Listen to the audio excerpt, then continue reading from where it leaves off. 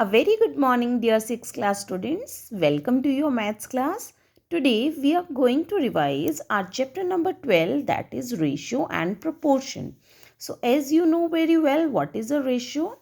Ratio always compares one quantity with another when both are expressed in the same unit. Let's understand it with an example. Suppose the cost of your book is rupees 30 and cost of one pen is rupees 12. Okay, then what is the relationship or what is the comparison of these two costs? What is the comparison? Cost of a book is rupees 30 and cost of a pen is rupees 12. So when you will solve this fraction in simplest form, what you will get? You will get 5 by 2. Okay, 6 5s are 30 and 6 2s are 12. 5 by 2. So what you will say, that cost of a book is 5 by 2 times the cost of a pen. While comparing, we get the factor of comparison. What is the factor? Factor is this, 5 by 2. The numbers here 5 and 5 by 2 are represented in the form of fraction. If we represent this in the form of ratio, then we will write it like this and we will read it as 5 is to 2.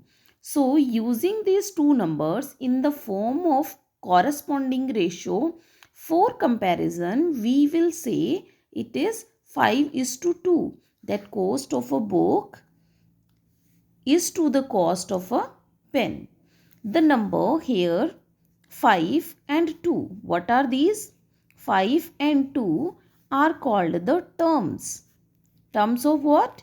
Terms of ratio. 5 and 2 are terms of the ratio. And one more thing you have learned from here, that always when you are comparing these two quantities, the both should be represented in the same unit. Here if it is represented in rupees, then another should always be in rupees. Only then we can compare, and this type of comparison is known as ratio. The next thing is your proportion.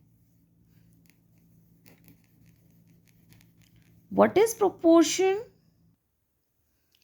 A proportion is an equality of two ratios, then we say them they are in proportion. Let's understand by an example. Suppose these four terms are there and we say that these four terms are in proportion. So first thing what you will check, that whether 15 is to 50. What we will say, 15 is to 50 is as or is equal to, we can say, is 3 is to 10. What does it mean? That 15, 5 3s are 15, 5 1s are 5 is as or is equals to 3, as it is not divisible. So we will write as it is. If these two ratios, we can say that ratio is also fraction. We can also write it that 3 is to 10 is equal to, because what does it mean? This is the symbol for proportion. 3 is to 10 is equals to 3 is to 10. So what we will say? These four terms are in proportion because their simplest form are equal. Okay. So what? Let's repeat these things again. What is the first thing? Ratio. So what is ratio? Ratio is a fraction. Any number, if we can represent them in a fraction, this fraction should not exist with any unit. It is unitless fraction. A ratio compares only two numbers or two quantities expressed in the same units. Okay, if you are comparing two numbers in the same quantity, then we can say that we are forming a ratio. And one more thing you should remember, that always these two numbers is said to be in ratio if they are unitless. Okay, these two numbers should not exist with any units because you are comparing the two terms having the same unit. So same units will cut by the same unit. Clear? Next thing we have learned that proportion means if two numbers and another two numbers, I am representing them using a variables. If A is to B is same as C is to D, then we say A and D are extreme terms.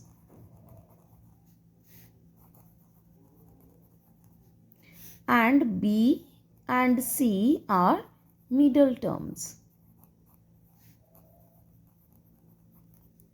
If these two terms in the ratios forming the same fraction, the same simplest form, then we say them that they are in proportion. This is the representation of ratio and this is the representation of proportion. Okay. Read this and practice these things from your book and revise the ratio and proportion topic carefully and do all the sums of exercise 12.1 and 12.2. Thank you students and have a great day.